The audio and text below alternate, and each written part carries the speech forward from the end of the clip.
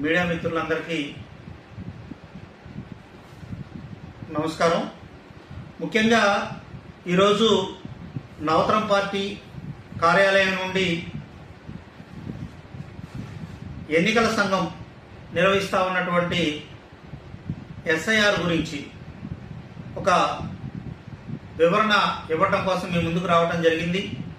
మన ఆంధ్రప్రదేశ్ రాష్ట్రంలో ఉన్నటువంటి ఎవరైతే ప్రతిపక్ష నేత కాకపోయినా ప్రతిపక్ష నేతగా ఉన్నటువంటి మాజీ ముఖ్యమంత్రి వైఎస్ఆర్ కాంగ్రెస్ పార్టీ అధ్యక్షుడు జగన్మోహన్ రెడ్డికి ఉన్నటువంటి సందేహాలు భయాల గురించి ఈరోజు ఈ యొక్క సమావేశం నిర్వహించడం జరుగుతూ ఉంది నవతరం పార్టీ నుండి. ముఖ్యంగా మనకి ఎన్నికల కమిషన్ నిర్వహిస్తూ ఉన్నటువంటి ఎస్ఐఆర్ అంటే ఏంటో ఫస్ట్ చెప్పాలి.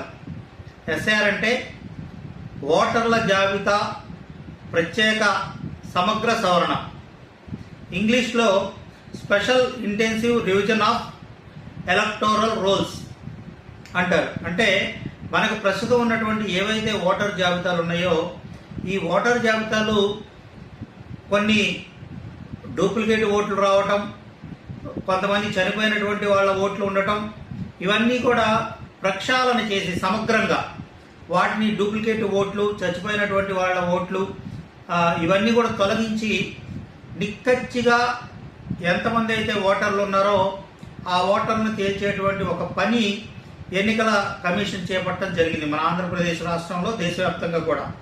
అయితే దీని మీద కొంతమంది ఈ మధ్యకాలంలో సుప్రీంకోర్టుకి వెళ్తే దాని మీద మొన్ననే ఈ నెలలోనే ఒక 2026 మేలో సుప్రీంకోర్టు ఎన్నికల కమిషన్కి అధికారం ఉంది, ఎస్ఐఆర్ నిర్వహించవచ్చు అని చెప్పి ఒక తీర్పు ఇవ్వడం జరిగింది.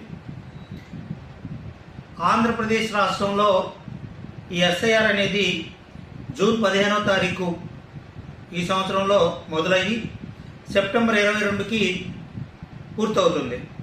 మనకి చిట్ట చివరిగా ఈ ఓటర్ల జాబితా ఏదైతే ఉందో అక్టోబర్ 1వ తారీఖుకి ఈ సంవత్సరం 2026 అక్టోబర్ 1వ తారీఖుకి ఈ సమగ్రమైనటువంటి ఈ జాబితా మొత్తం కూడా ఓటర్ లిస్ట్ అనేది రావడం జరుగుతుంది. మన ఆంధ్రప్రదేశ్ రాష్ట్రంలో మే 12వ తారీఖు నాటికి 4,16,16,061 మంది ఓటర్లు మనకు వచ్చారు. మరి అట్లాగనే ఆంధ్రప్రదేశ్ రాష్ట్రం మొత్తం మీద బూత్ లెవెల్ ఆఫీసర్లు 46,397 మంది ఉంటే రాజకీయ పార్టీలకు కూడా